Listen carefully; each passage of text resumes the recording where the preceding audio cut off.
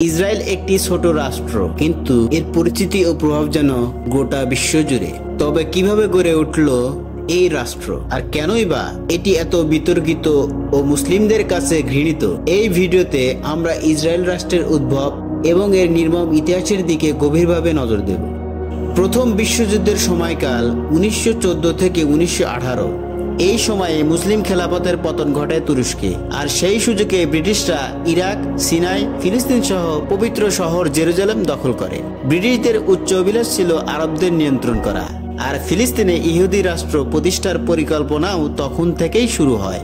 1917 সালে ব্রিটিশ পররাষ্ট্রমন্ত্রী Arthur Balfour এক চিঠিতে ইহুদিদের জন্য একটি রাষ্ট্রের প্রতিশ্রুতি ঘোষণা করেন, এবং এর পিছনে ছিল ফিলিস্তিনকে ইহুদি রাষ্ট্রে রূপান্তরের একটি কৌশল।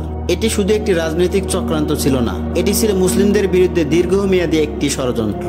ইহুদিদের আলাদা রাষ্ট্র গঠনের সম্ভাবনা দেখা দিলে ইউরোপ থেকে ইহুদিরা দলে দলে ফিলিস্তিনে আসা শুরু করে। 1919 থেকে 1948 সাল পর্যন্ত ইহুদিদের সংখ্যা কয়েক গুণ বেড়ে যায়, এবং তৎকালীন ব্রিটিশদের সহযোগিতায় গঠিত হয় হাগানা নামে ইসরায়েলের প্রথম গুপ্ত সন্ত্রাসী বাহিনী, যাদের কাজ ছিল ইসরায়েলের মানুষদের উপর গুপ্ত হামলা চালানো এবং তাদের জায়গা জমি দখল করা।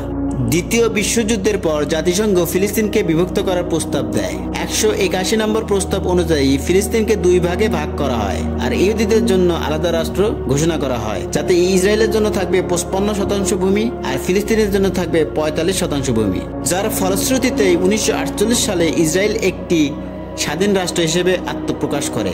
আমেরিকা ও ব্রিটেনের সমর্থন পেয়ে ইসরায়েল দ্রুতই পরাক্রমশালী হয়ে ওঠে এবং ফিলিস্তিনি জনগণের উপর নৃশংস হত্যাযজ্ঞ চালায়। ইসরায়েলের জন্ম থেকে এটি আরব মুসলিমদের জন্য একটি চিরন্তন ক্ষোভের কারণ হয়ে আছে।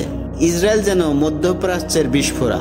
মুসলিম দেশগুলোর বিভক্তি ও মার্কিন যুক্তরাষ্ট্রের প্রচ্ছন্ন মদদ আর মুসলিম ঐক্যের অভাবে ইসরায়েল এখনো মধ্যপ্রাচ্যে আধিপত্য বিস্তার করে আছে। তবে ইরান সহ কিছু মুসলিম দেশ এখনো এই দখলদারিত্বের বিরুদ্ধে দাঁড়িয়ে আছে। অনেকেই মনে করেন ইসরায়েলের পতন খুব নিকটেই, তবে সেটির জন্য দরকার মুসলিমদের ঐক্যবদ্ধ সংগ্রাম। তাহলে কি অচিরেই ইসরায়েল পৃথিবীর মানচিত্র থেকে মুছে যাবে? আমাদের জানাতে ভুলবেন না আপনাদের মতামত।